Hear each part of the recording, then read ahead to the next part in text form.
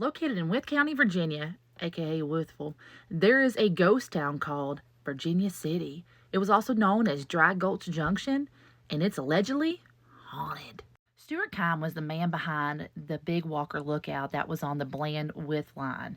And he made that as a tourist attraction, and he put a lot of cool stuff in there to bring people in to Wytheville. He had a restaurant, a swinging bridge, a chair lift, and a 100-foot tall lookout that you could look over the landscape. With Kime already being successful at building attractions, well, he decided why not go for the big one and get that dream knocked out of his that he's been wanting forever.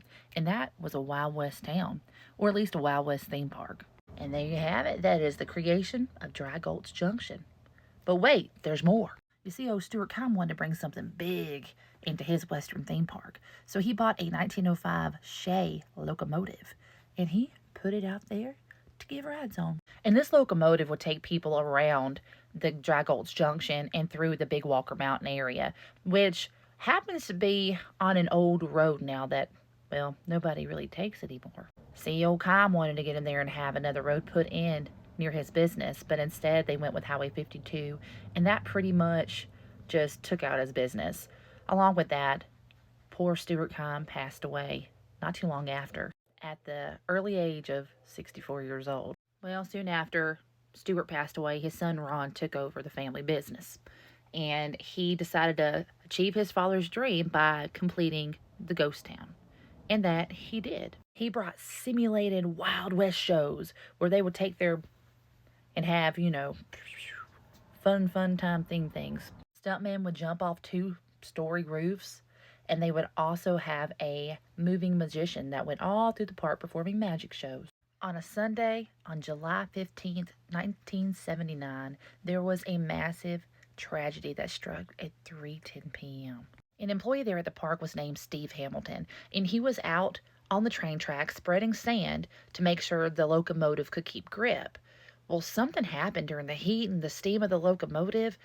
He ended up falling down under the locomotive and, lost his life in a very horrible way. Sad part was that the engineer of the locomotive, didn't even realize what he had done until he felt the bump on the tracks. As if the loss of Steve wasn't enough, the rain set in. And when the rain set in, it started raining out every single one of Ron's Wild West shows.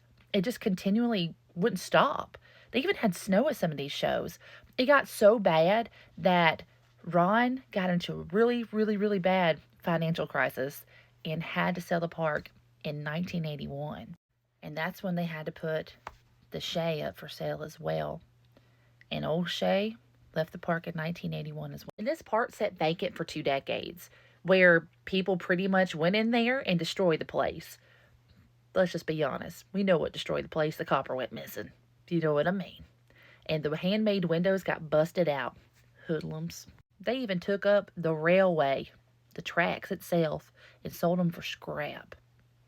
Well, in 2000, the park was going to come to life again after being vacant for so long, when a man and a woman purchased it and was going to remodel it and turn it into Virginia City. The couple stated that things started getting kind of weird whenever their tools started going missing, but then would miraculously appear on the front steps of a building that they had been working on. Along with that, they said that if you sat real quiet on the front porch and nothing else was going around you, that you would hear all kinds of things moving and talking in the buildings. Sadly, the man named Michael Hill passed away from an aneurysm at the age of 55 from whenever he had a really bad muscle strain of trying to save an ATV from falling into the woods.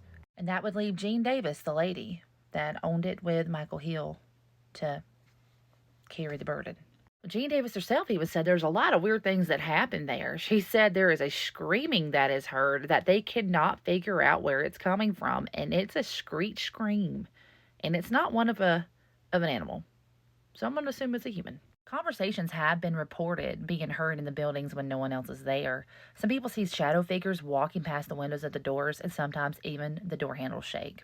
Do you have your own ghost story or paranormal experience from Gate City or Dry Gulch Junction? Let me know right there in the comment section. Y'all know what to do, and if you like this video, follow me for more paranormal stories.